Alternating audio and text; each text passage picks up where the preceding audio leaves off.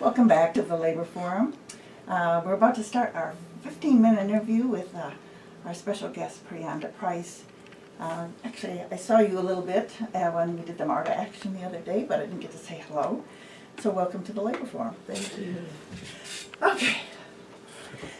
All right, so I don't know, Preyonda, if you know that we've had many programs discussing the situation with MARTA. Not just this mobility issue, but general issues about the attacks on public sector workers and how it doesn't really matter what industry it is. It's always the workers that are supposed to give up pay, give up benefits, whatever. All right, so if you wouldn't mind first telling our listeners just a little bit about yourself, how long you've been at MARTA, what you do, those kinds of things. Okay. Well, my name is Preyonda Broome. I've been a MARTA Mobility employee for MARTA for 4 years. I service disabled and elderly, transporting them around the city, whether it's via doctor's appointment or even some type of medical appointment, sometimes to the grocery stores, and just sensible day-to-day activities that they may have arranged for transportation to get to those areas. And I really like my job. I'm a mother of 3, and I feel dedicated to the people, so that's why I'm still here. Okay, so like I said, we've had many discussions. You know what's really interesting though is that this is a big issue that MARTA would take several hundred jobs, turn them over to a for-profit company. Essentially, we're going to talk a little bit more about how this totally is potentially disrupting so many families' lives. And there's literally not a word on any of the other media here in the city. Right. You know, you don't read about it in the newspapers, you don't see reports about it. From the standpoint of giving people any kind of information about what's really happening.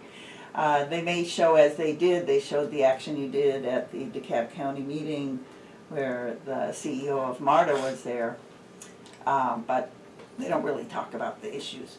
So if you wouldn't mind trying in a as brief a fashion as you can, explain really what is going on, why it is that MARTA and the MARTA board has decided to essentially take this vital service and give it over to a for-profit company. Okay.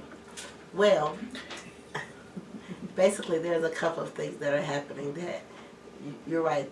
You're absolutely right. The media is not really privy to exposing this information. Originally, they said that MARTA board agreed. They voted on the position to go ahead and go with a for-profit company. They said that it was lack of equipment, employees weren't coming to work.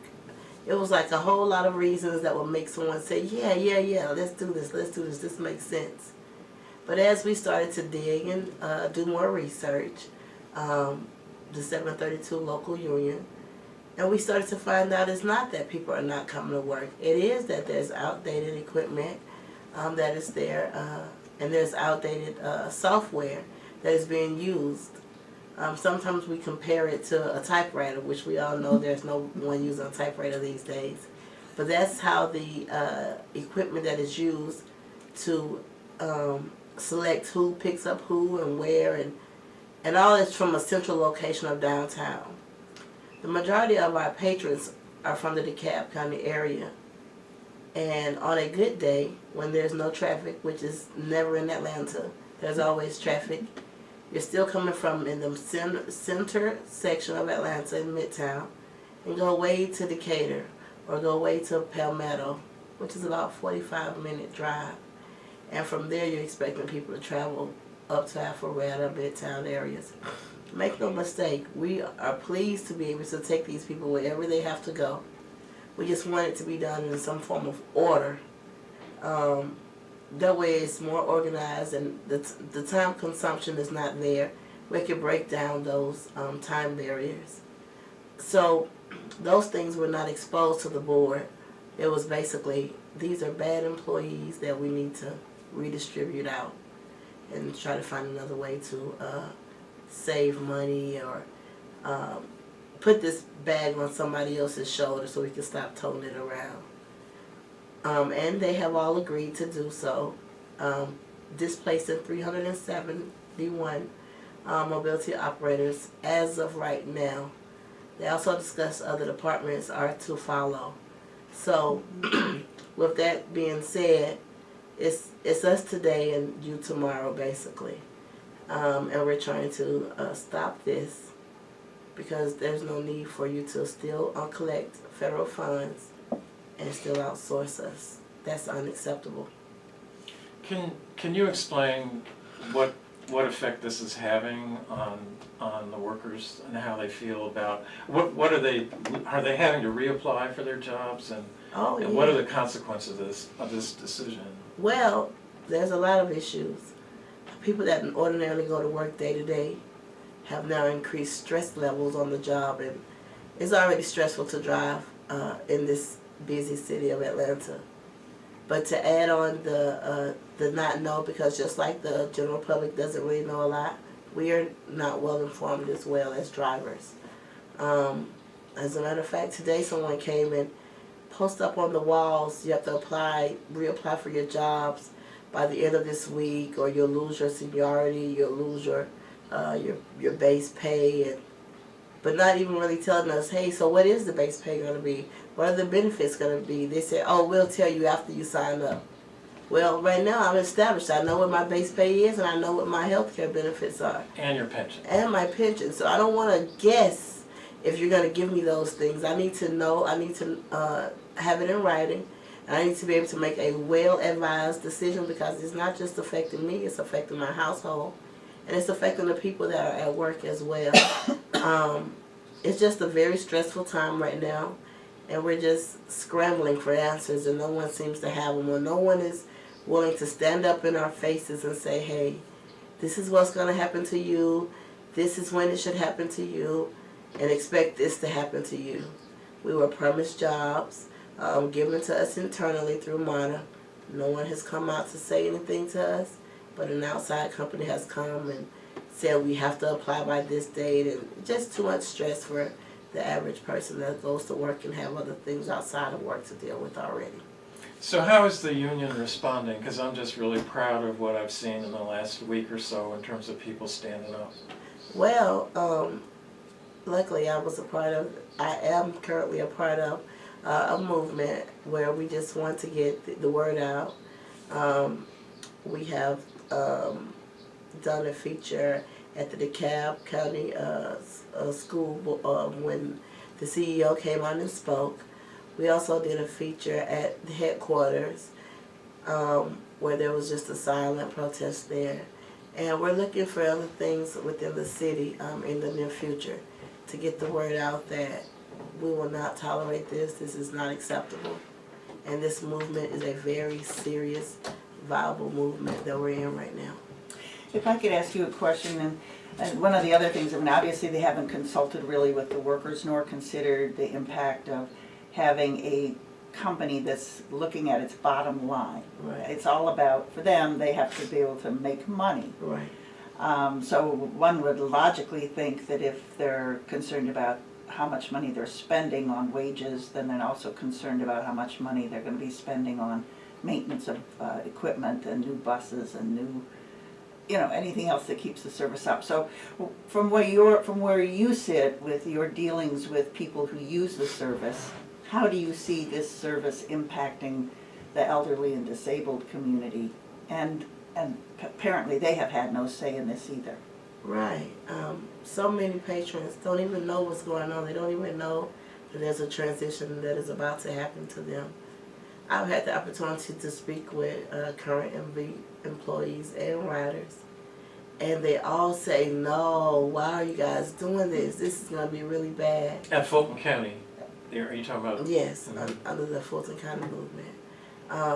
MV is kind of weird. They came to us and they told us that they're MV, but there's also two other companies that is under them. So you could be working for the Overline MV, or you could be working for Gresham Transportation, and I think the other one was Atlantic Transportation or something like that. But either way it goes, no one really knows what the full details of the company's expectations are, or what they really plan on doing, because they're very hush hush in the matter. Well, it seems, okay, so one of the issues, my understanding is that the disability community actually had brought a lawsuit against MARTA because of their non-compliance Right. with federal laws about services, yes, the ADA. So this is kind of puzzling to me that appears as though MARTA is trying to get out from its obligations Right. to this by, as you said, passing the bag onto somebody else's shoulder. So I don't understand how MV is thinking it's going to be able to meet these qualifications. Well, you hit it right on the head. We have assumed this, but because we're not actually involved with the ADA lawsuit right now, that's a separate entity from us. But we are in speculation that this is like a rush job, so that when they go back to court, and I assume they're going to go back to court soon, they can say, "Hey, we fixed the problem. Now you have to go away with this." But this problem wasn't built overnight, and we don't expect for it to be fixed overnight. So we are on the expectation that some of the same problems are going to be there, because they're still going to have those same buses. They still have those same buses, and they still have the same equipment. They just have a different person managing us. So the problem is still there. You're not fixing the problem. You're just padding the problem. I am so sorry. It is time. We have our two callers for our Okay. last segment. The time always goes by because there's so much good information that our guests bring us. We'll have to obviously keep following this. Most So I want to give you definitely. like a few seconds to let listeners know that if there's a way they can either get involved in supporting the MARTA drivers, if there's a way that they can find out more information. So if you've got a website or Okay. Facebook. Well, the website is www.atu732.org. That's You easy can to get remember. information from there, or you can call us 404-223-5122. And I thank you for having me. Well, we thank you so much for giving the time to come, because we know you're an early shift driver. You've been up since 3 before. o'clock a.m. Okay. So, listeners, you've been hearing the voice of Preyonda Price. She is a MARTA Mobility driver and activist in the ATU Local 732. We appreciate you so much for coming in. Thanks so Thank you. much. Thank you, Preyonda.